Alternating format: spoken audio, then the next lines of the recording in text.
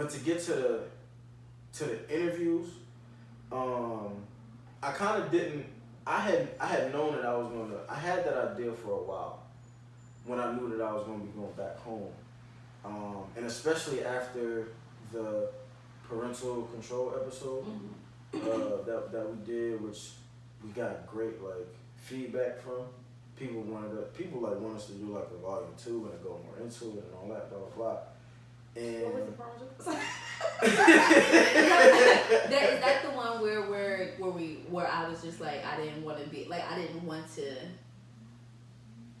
my parents or something like that. Like yeah, it wasn't the last, because the last one we kind of talked about the love language. The love languages. The parental control was the joint where it's like, do we date like our parents? Our parents do. Okay, yeah. So that was kind of the episode for me that kind of like really sparked like, yo, like it would be kind of dope if I got a chance to really sit down with my mom like on camera, and just because of the fact that, you know, y'all always like y'all bust my balls about, you know, how like when we gonna meet Miss Jackson and how come she ain't been up here, blah blah blah. So that was like kind of my way of just kind of giving her an introduction. We talked for like 2 hours. I got literally like 29 minutes. Damn. And I edited it down to like 21. So I didn't know like how much space you had. Yeah. And that you had to erase some stuff. Exactly. This nigga thought he was gonna put everything. Yo, it sucks because, yo, when I tell you, it was so great. It was awesome. Like if y'all, that'd be the bad part. Okay,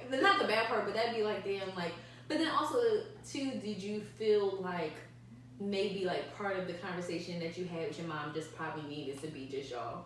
Like, yeah. Well, you know what? It's funny because while I was doing it, I ain't even gonna lie to you. Like I really, in my mind, like I was Charlemagne, like at the time. Yeah. You know what I'm saying? Like that was I was like really treating it like, yeah, this is my mom. Yeah.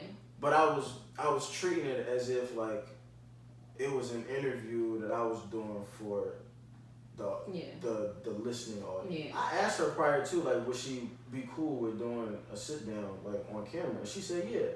Now she asked me like what would the questions be, and I was like, we don't rock like that. I don't know what the questions well, I actually don't know. I was like, I don't know what the questions are gonna be. Yeah. Because that's just how we do it. She was, you know, and that's mom, so she was like, it's cool. Like, we're gonna do whatever. The first like maybe like 5 or so minutes, it was kind of like pulling teeth. It was hard to get her to open up. Yeah. And like really like truthfully, like candidly speak about shit. And I don't know if, I'm sure part of it was just the fact that she's still my mom. Yeah. But I also think another part of it was the fact that she knew that the camera was rolling. Yeah. You know what I mean? So like the combination of the two was just kind of like had her like a little shook. Yeah.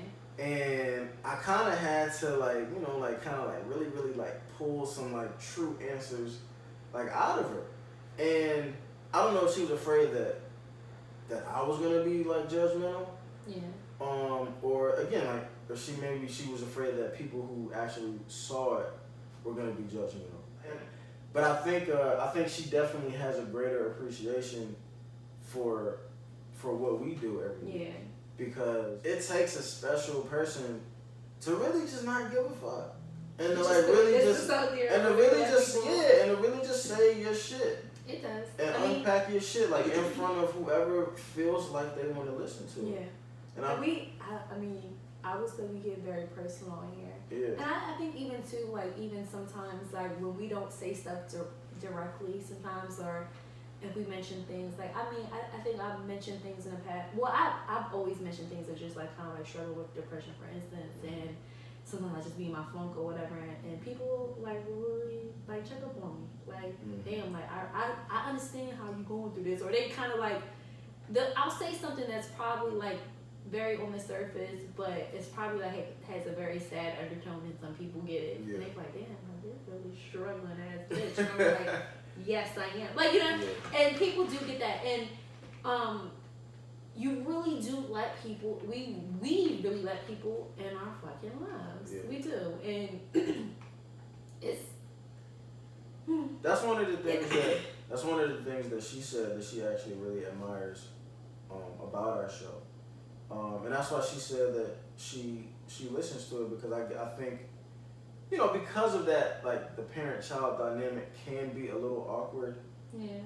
Just as far as like how open, you know, either side wants to be with the other. I think that's also one of the reasons why she does listen, because it gives her a chance to listen to my life as an adult, candidly. Exactly. It got emotional. Did you cry at all? Like, I held it back pretty good, but like some of the shit. Do you mind saying like anything that like? Well, of course you didn't get all of it, but what was like probably like the most like, I guess, I don't know, enlightening moment, or maybe like that one moment where it was just like, damn, like this is like where was like the moving moment at that we didn't get to see? Like, it was it was okay. So she was talking about her relationship with her and my father, because I was asking her basically like, I think I had started it by asking like, what advice would you give to single moms who are dating men who don't have children? And what advice would you give to the men who don't have children who are dating single moms? Mm. You know what I'm saying? Because obviously she's a single mom, and obviously like I've dated a single mom. Yeah. And without having kids, and right. She probably dated someone that didn't. Exactly. So I was trying to get like some feedback for her on that, and that it really kind of turned into less of a general answer. She was kind of like unpacking a lot of what she had gone through with my dad, and how they had I guess like decided to go their separate ways. Because they met in college. In college, okay. And she was just saying like how she felt like she had lit her. She wasn't supposed to. She was a good student. She ran track. She was one of the only. Your mom got a mad track body now that I look at it. She was one of the only Jaxon'S to go away to school. Yeah. But she was like, she's not the youngest, but she's the second to the youngest. Yeah. So my grandfather was kind of like very overprotective, and come to find out, my mom also went to Southern, and my grandfather. Your mom's dad or your? My mom's dad. Sent one of my uncles who was her older brother, to Southern, basically to like watch over her type of shit. That killed my whole mood. Like, what are you here for? And the fact that she went down there and got pregnant, you know, she kind of felt like everybody in the family like kind of like looked down on her like that for that, or like kind of may have been like ashamed of it. Now I don't know if that's really how it was, or maybe that's just how she felt that it was. Like they looked at her like a little bit differently. Like, oh, like she done went away and fucking wild the fuck out, you know what I'm saying, fucking niggas, and come back and get pregnant, blah blah blah. And she like, hold on, I love one nigga out here. Like, relax. And she was just kind of saying how like she felt like that put a real strain on her relationship with her father, which is my grandfather. Mm-hmm. Felt like he kind of looked at her a little bit differently. Felt like that also played a big part in the strain of their marriage, of my grandfather and grandmother's marriage. Because they were kind of, they may have wanted her to get an abortion or whatever. And that's when it like she's saying this, but she's like crying while she's saying it. I feel like chills right now. You know what I mean? And at the time, like I'm like the video that's up, like I'm still sitting in the chair. And it was to a certain point where like I got up and sat next to her, and like just kind of put my arm around her and just like tried to comfort her. You know what I'm saying? Because it was just like I had never heard none of this before. You know what I mean? And then like, and it's crazy to me because I'm sitting there and I'm telling her, I'm like, yo, like, we call my, for whatever reason, my grandfather, we just call him Jerry. Mm-hmm. Like we just call him Bob. He liked for us to call, he's passed away, but he always wanted us to just call him Jerry as opposed to like Grandpa or whatever. So we just. Even your mom called him Jerry? Well, nah, my mom called him, when I was, and she was an adult, she called him Grandpa Jerry because she was always talking to him, or she was always talking about him to me. Yeah. But I'm sure she just called him Dad or something like that. But I was telling her, I was like, it didn't make sense to me because I was like, but Jerry, like, he loved the shit out of us. Like me, when I say us, I mean like me and my cousin. The grandkids. Like, yeah, like he loved the shit out of us. Like, so I was like, I don't know, like, I don't think you should feel, how you're feeling or what you're expressing right now. I'm not saying that I don't think you should, but I think it's wrong. I don't think you're correct in feeling the way that you think that it went because he loved the hell out of her. Like, when I tell you, like, he really, like, he would do anything for us. You know what I'm saying? That don't mean, like, when everyone found out she was pregnant, of course, having a baby and stuff like that they didn't look at her in disappointment. And right. And not only that I feel like that kind of sticks with you when it's from your parents, of how disappointed they right. were in you, or if they were suggestive about, getting an abortion or whatever. I'm not exactly sure how that conversation went. But once you're here, like once the baby is here, it's just like, okay, we gonna love them, whatever. But she probably they probably even still after you probably weren't, I'm not exactly sure, but she probably still felt like they made her feel like they were disappointed. Like, you could have done this, but now you a mom, and I'm not sure how long her and your father were together, but they were like, you out here being a single mom, and you could have just had so much more for yourself. And she probably did deal with that, even though they loved you. That's two separate things. Yeah, that's true.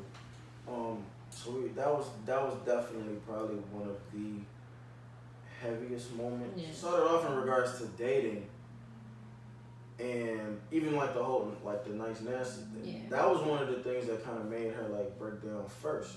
Did she hate being called nice nasty? I don't think she didn't hate it. She acknowledged it. Yeah. You know what I mean? But when I asked her like where did it come from, she kind of at first like gave me like a real like surface level answer. And I was like, you listen to the show, Mom. Like, that ain't on. Yeah, like that ain't going. Like, I asked 1,000 questions, so I came from you. Like, you listen to the show, motherfucker. Like, we going like that. Like, tell me like, where the fuck do it come from? And that's when she kind of started going into, her relationship with her dad, my grandfather, of course. And that got real deep just because it was like when a person knows. Like, what your flaws are. Mm. And probably want to fix them. But it's like, you don't know how. Yeah. It's one of those things where it's like, I know I'm like this, but like, I don't know why I'm like this. Yeah. Or even like, I know why I'm like this, but like, why can't I not be like this anymore? And that's like, it was a real moment of like accountability in a way, because she owned it. Mm-hmm. She definitely owned it, which is the first step, or one of the first steps. But I think the part that kind of made her tear up a little bit, because it's like she still seems to be in the process of trying to figure out how to break that cycle. Yeah. Or how to not be that way. And it clearly is tough when you've been doing something for so long. Yeah. You know what I mean? And it was so much good conversation, man. I hate the fact that I couldn't get it all for y'all, but maybe that just means that it was something that was just supposed to be between you and her.